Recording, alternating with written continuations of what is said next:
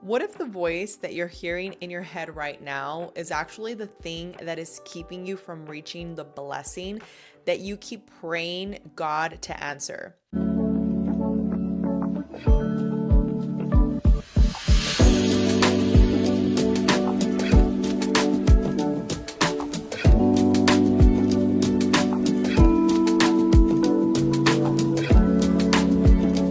What if the voice that you're hearing in your head right now is actually the thing that is keeping you from reaching the blessing that you keep praying God to answer? And I felt really excited to make this episode because I believe that sometimes we believe that the number one thing that we should acquire as women is how to actually just have more confidence, right? Or to be our best version of ourselves. Although those are things that are great and I personally love, I believe that something that's very powerful in your personal development journey is having discernment. Having discernment to be able to know whether that thought you're having is actually from God, like a open door that just presented itself to you and you're like, should I take that opportunity? And then sometimes you have that voice that tells you, no, right? Don't do it. It's going to be the worst decision of your life. Sometimes that voice is actually just fear, right? It's literally telling you that you're not supposed to do the thing because you're actually just afraid of the uncertainty of not knowing what's behind that closed door.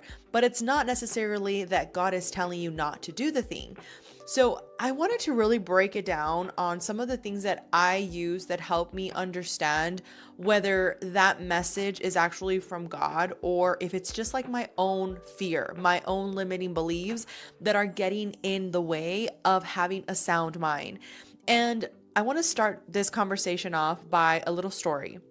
So there's basically a warning of a flood happening in an area. So everybody's getting out of their area except for this one guy. And this guy is outside and all of a sudden the rain starts really pouring. So as that's happening, there's a guy that passes by in like, an ATV and is like, hey, like get in the car, get in the ATV, like we gotta go. It's gonna start raining really heavily. And the guy's like, no, my God will save me. Well, then this goes on, and at one point there's a guy in a boat, and he's like, my guy, like get in the boat. It's gonna get really bad. And he's like, no, my God will save me.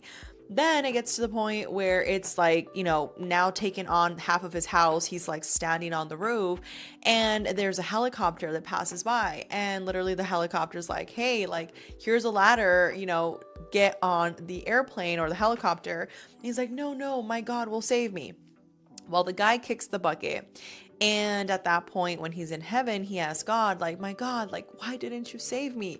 And God's like, you fool, I sent you a dude in an ATV. I sent you, the guy in the boat. I sent you the person in the helicopter. Like, I sent you all these things and you didn't actually let me help you. You didn't take my help.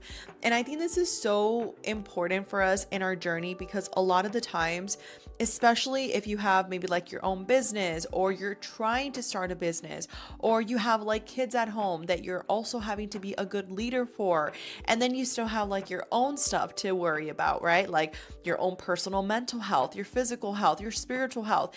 There's so many areas of life that if we're not careful to actually have discernment and know like, God, is this you talking to me right now? Like, is this you telling me not to go through that door? Or is it just like my own limitations? Can really be a powerful tool that we should have in our toolkit. So if you stick with me until the end, I'm going to be sharing with you some of the strategies that I personally use whenever I have difficult decisions that I have to make. And this is something that I've seen in my own life. If you don't know me, if you're new to the channel, I'm Alexa and I have a real estate team in my hometown. I'm in Texas. And in 2023, I started my podcast. And the reason I started my podcast, Walking Manifestator, was to just share things that were helping me in my journey. And I'm 29 now. And there's been a lot of things that I've been able to learn from that experience of I mean, not only from starting the podcast, but way before that, because it was geared around my own experience.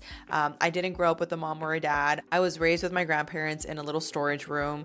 And when it would rain, water would go in. When it was hot, like it was freaking hot. I was really taking care of myself like fully by age 8.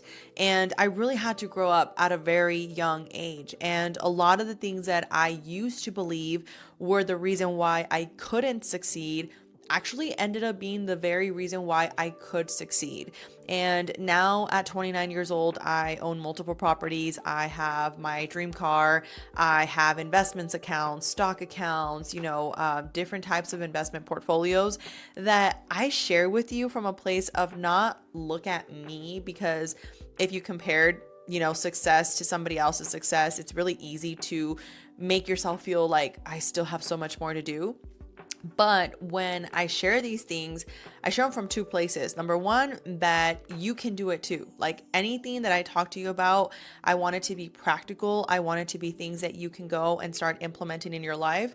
And number two, from a place of, hey, like, I remember what it's like to not have anything. And I'm here to tell you that you can absolutely have anything you want in life as long as you're willing to be aligned with what blessing God is trying to give you. Because sometimes we want all the things that actually are not meant for us because they would break us. So let's get into the conversation. And by the end of it, if this is something that resonates with you, I do have a full community inside of school that I can give you more overall strategies that we talk about when it comes to manifesting the life of your dreams. So if that's something you're interested in, go ahead and check that out. Pretty soon, we're going to be launching a new product that we're actually going to be teaching more women how to create their own digital product so that you can provide value, meanwhile starting to subsidize your income. So if that's something that interests you, definitely follow the channel. So I want to get into the 4 key components of today's conversation. The first one is why your brain naturally creates fear. The second one is how to develop discernment even through the anxious parts of your journey. And then how your thoughts actually are shaping your reality, which if you have been with me for even the past couple of months, I am always talking about this. And then how to actually recognize the difference between what is a protection and what is simply a limitation, like a limiting belief that you're having. So I'm going to start with Timothy 2:1-7, and it says, "For God has not given us a spirit of fear, but of power and of love and of a sound mind." And that used to be something that I didn't really understand, like what that actual verse in scripture says. But recently I've been reading the book by Dr. Leaf, which is Switch on Your Brain. And she talks a lot about the things that Dr. Joe talks about, which I personally love how he breaks down science and explains how when we get into a state of survival, when we get into a state of limitations, of survival of the fittest, of not you then me, that actually creates a lot of lack in our life. And what that's actually doing, it's keeping us small because we carry a frequency around us. And this electromagnetic field that we have that is always on, like it's not something that you're like, oh, I have it on sometimes and off another time. No, like this is energy that you're constantly emitting. What happens is that you continue to attract more of that thing that you are focusing on. And why I really like Dr. Leaf's work is because she's also starting to tie in scripture with science. And I love how she says that, science is simply starting to catch up to the word of God. And I personally agree with that. I used to believe, and this is important for, again, discernment, okay? But I used to believe that the crystal, the sage, the star, the moon, all these things, like astrology wise, were the actual things that I should be admiring, were the things that I should be respecting. But I had an epiphany at one point, and I want to share it with you because maybe this will make sense to you. But I realized that, okay, I believe in God. After my journey of not believing in anything and seeing the things that I've seen and feeling like God allowed me to go to the darkest parts of my life for a reason, for me to be able to actually speak from experience and say, hey, I know what bad is, but I prefer good all day. And when I think about God now, I actually see him as an energy, right? I see God as like not a guy, not a girl. It's an energy that is the creator of everything, right? And because our limiting beliefs or our society perspectives, we're so conditioned to the point where we have to say right away he or she, because that's the only way that we can describe it, right? So when we're talking about God, he's a creator of everything that is, everything that exists, everything that you see, the atoms, the particles, the, molecules, everything. Why is that important? Well, because when you keep praying to the mountain, to the sun, to the stars, you're not worshiping the creator of the mountain, the stars, and the sun, right? You're worshiping the item. I'm worshiping the book versus the creator that actually gave the knowledge to the person that wrote the book, right? So that's number one. And number two here is that I believe that God is so powerful and so smart. And just like you have little automations in your life, like you have little like recipes that you follow to make your mac and cheese that you like, or your salad that you like, or your rice cake that you like, whatever it is, right? You have certain modalities that work for your kids, right? You know at what time you want to put them to bed, or if you don't have kids, your dog, yourself, right? Like we all have certain little modalities. And why that's important is because I believe that God created certain like automations within the universe that are going to give you a response because God is the creator of everything. So why not make his life easier when he has all these souls to oversee? It's like, okay, hey universe, well, I created you and I'm going to have my kids within you. So whenever one of my kids, because they're made in my image, wants to manifest something, wants to bring that, thought into their reality, what I want to happen is that they can think about it. And if they think about it and they actually take action steps toward it, that thing will happen. So the universe is neutral, right? The universe doesn't care whether you're pink, blue, or purple. The universe doesn't care whether you've been, good or bad, or if you have a bad past. The universe is neutral to whatever you put out. So this signal is what science actually talks about, the electromagnetic frequencies. And why this is so relevant here is because when you're not having the discernment or the thoughts of love, peace, and that you have a sound mind, what you get into is scarcity, animosity. Why is it that that person already achieved the thing and I still haven't achieved the thing? Why is it that life looks so easy for this other person and why is it that I can't have that? This is part of us actually understanding that if you want to have discernment, the first thing in this entire thing is having a connection with God. Like not using God as like a vending machine to where like, oh, well, when it's convenient for me, I go and I pray. When I'm in a really bad situation and I feel like I'm at risk, then I pray. When I feel like things are falling apart, then I pray. Like these are all things that I'm not knocking on anybody for doing, because I feel like I've been like that in parts of my journey, especially in my teenage years, especially my early like 20s. Like when I had my first son, I was 19, maybe like around 2021, I was really like not still where I wanted to be. I got into real estate at 21, so that was a big stepping stone in the direction of where I wanted to be. But at that time, it was like a vending machine. It was very transactional. It was like, well, what am I going to get for doing these things? What is my reward? And I think something that really has changed my level of discernment is understanding like God is not a transaction. God is at the tip of my priorities. And everything that I want, everything that I pray for, everything that I'm trying to manifest is going to come through this connection that I have with the divine. And this is actually part of why I was talking to you about that scripture verse, because in psychology, it actually talks about our minds produce thousands of thoughts each day. Many are going to be like automatic, right? You're on autopilot. Many are going to actually come from like old conditioning, old people that you've seen, your family members, things that you've gone through. That's like your old conditioning. It could also be like your childhood, all these things that just have happened in your life. But here's where it gets interesting. Neuroscience actually teaches us that the amygdala is designed to detect any threats. And why is that important here when it comes to discernment? Well, because if we don't understand how our brain works, first of all, we believe that we are a slave to our thoughts. We believe that, well, this is just the way that I think, this is just the way that I feel, this is just what's normal for me.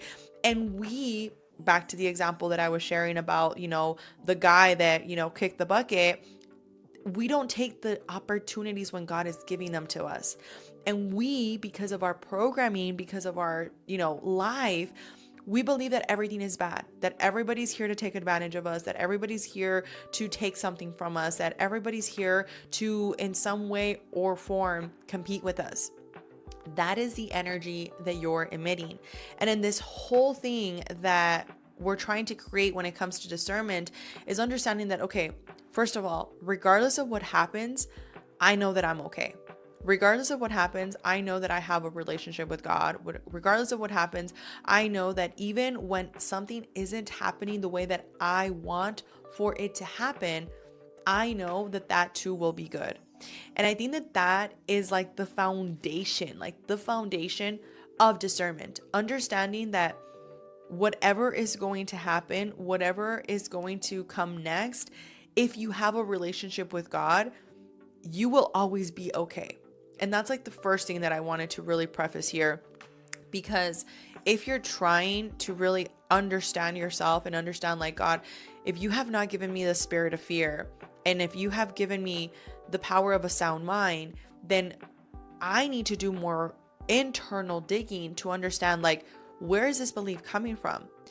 Is you not closing on the house actually coming from a belief that is of you, of your automations, of your programming, or is it actually from God? Like, does God right now in this part of your journey want you to take that step in investing in yourself and in that future that you're trying to create? Or is it actually that you're telling yourself, I shouldn't do it, because subconsciously you're so afraid of what requirements, what obligations, what, responsibilities you're going to have now when you take that commitment of getting into that mortgage.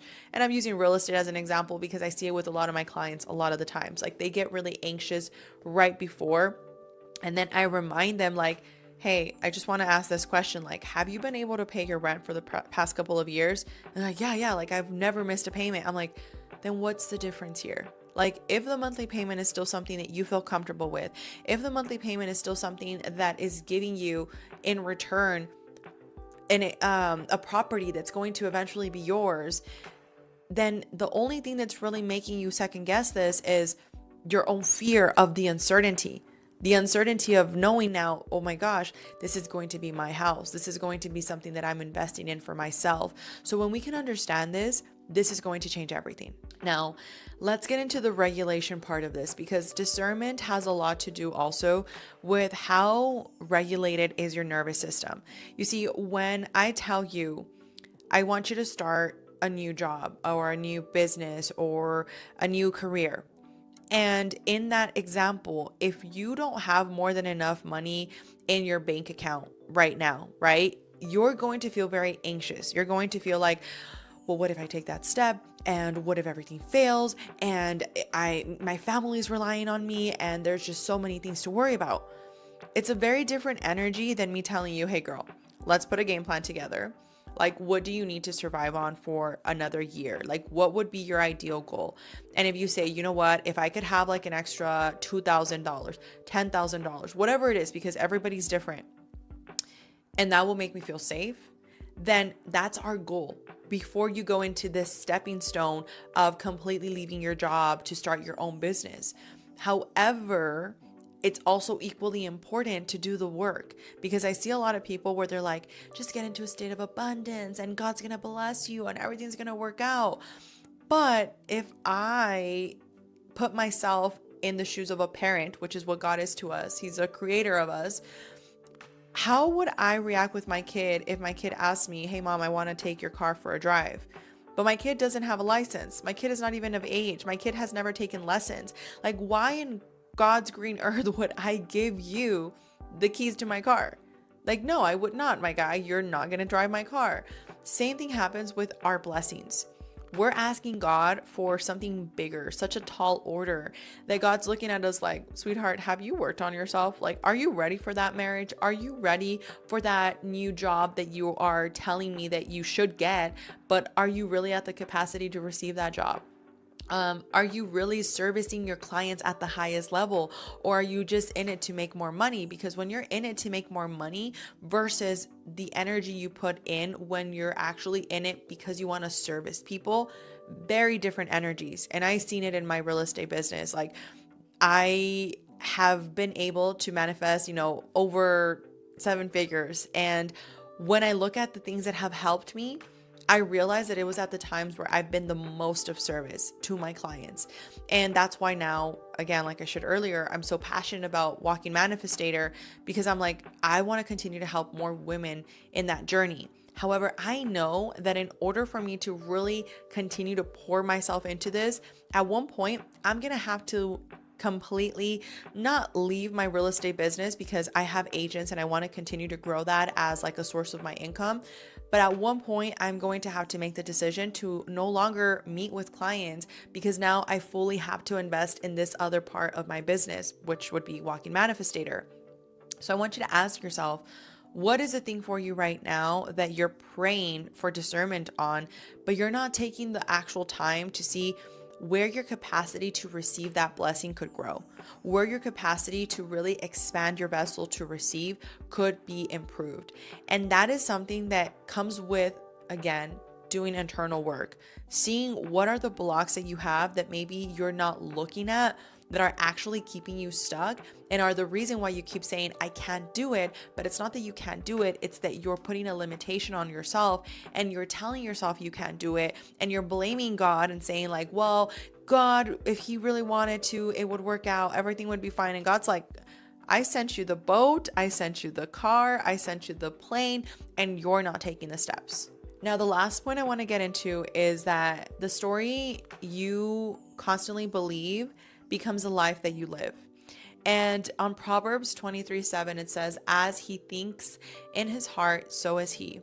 And this goes straight into what we were talking about, where the energy you're putting out, what you're constantly thinking about, what you're constantly focusing on, this literally becomes part of your reality. When you're always thinking that people are out to get you, when you're always thinking that everything's always going to fall apart, that discernment that you're praying for God to bless you with, it becomes so clouded because you're always in a tornado. Things are always happening, things are always flowing around, and you don't have a time to be grounded. This is why, personally, I really like taking a moment to just like do my breath work, because it allows me to get back to the present moment, whether it's my kids that are like, being a little bit over the edge and driving me crazy, whether it's my business, whether it's my personal, relationships with my family, whether it's my own personal turbulence that I'm going through. I just like to recognize it. And there's a book by Michael Singer called The Surrender Experiment, which I highly recommend you read it. They also have it on YouTube, so you can listen to it for free, no excuse. But it just really helps understand that the more that you surrender, the more that you continue to understand that your way of wanting things to happen isn't always the best way. And a lot of the times we believe that what we want is how good it could possibly get, like the best possible outcome, without realizing that there's an even higher level. There's an even better level, that because our brain is so restricted to the level of information that we actually absorb, to our perspective, to our programming, to everything we've been talking about, you don't realize that you're praying to God for, and I'm going to use a number here, $1 million when he's trying to give you 10 million. You're praying to God for that house when he's trying to give you a mansion. You're praying to God for a car that in reality is not what you really want, but you're settling. And I'm going to finish off with an example. There's a skit that was going around on TikTok, and it basically is a creator. She's, doing the skit for both ends. But basically there's this girl that walks into a restaurant and she orders the only thing on the restaurant, which is fish sticks. So she turns over and notices another girl eating pasta. So she looks at the girl and is like, hey, how'd you get pasta? Because the menu only offers fish sticks. And the girl's like, no, that's a magical menu. You can get anything you want. And then the girl's like, no, like I've been coming here for a while. Like all they serve is fish sticks. She's like, well, if you really want pasta, send back the pasta and order pasta. Send back the fish sticks and order pasta. This goes on for a couple of skits, okay? And at one point, the girl, it's already like the third time that she sends back the fish sticks, and she keeps getting fish sticks back. So then she looks at her, she's like, maybe I just don't deserve pasta. Maybe people like me just don't get pasta. And the girl's like, if you really want pasta, send back the fish sticks and wait until you get your pasta. So she sends back the fish sticks for like the fifth time, and she finally gets her pasta on the last time. She's so happy. She's like, oh my gosh, like I got my pasta. It's so delicious. Thank you. She's like, you see, you didn't settle. You didn't settle for the fish sticks. And I think we have been so conditioned that we should settle. That if you have a good job and that it's paying the bills, like you should be okay with that. You should be grateful for it. But your soul, like deep down, your soul knows this is not what we're supposed to be doing. And your soul unconsciously actually envies other people that are doing the thing that it wants to be doing, but because you're depriving it of it, it's not doing. And then your soul is jealous. But in reality, it's again your mechanism, because of the fact that you're not being bold enough to take the steps in the direction, because you're not willing to have the discernment to understand, is this something that's actually from God because I am ready, because I've been doing the work? Or is this something that's just my ego? And a lot of the times, like a good example I can give you is like going to the gym. Like if you go to the gym and you are trying to do a hip thrust amount of, let's say, 200, and you've never done it. Well, my dear, that right there, that discernment of a little voice telling you don't do it because you're going to pull your back, best believe that is a fact. That is literally something that you can actually see and understand. Hey, you know what? This is actually God telling me to be careful, right? Or my own common sense. But what if you ignored it and you go and you do it anyway and you break your back? Well, that's the difference between understanding that there's certain things in life that are so painfully obvious that if we're just willing to connect with ourselves and release the ego, we'll see like, you know what? I don't care if everybody else in this gym right now looks at me as a weak person because they're doing 200. I'm going to do my 100 that I'm able to, or I'm going to do my 50 that I'm able to, because this is how discernment is built. The more that you continue to listen to that voice that is leading you to the growth, to the personal development that you're aiming for, the easier it becomes for you to have more discernment in the things that are your day-to-day activities in life. So with that, I hope this was helpful. And the last thing that I'm going to leave you with is I want to give you some exercises. So number one is I want you to write down, what is this feeling trying to tell you? Like, what is the feeling that you're feeling and what is it trying to tell you? Number two, is this thought based on evidence or is it just an assumption? Number three, does this align with what God intended for me? Okay. Number four is this fear trying to protect me? Is it actually protecting my old identity? Or is it actually trying to help me grow? And the last one is this actually something that if I trusted God at all aspects of my life right now, what would actually be the next step that I would take? And as you continue to work on some of these frameworks, I promise you that this is going to allow you to understand yourself to such a different level.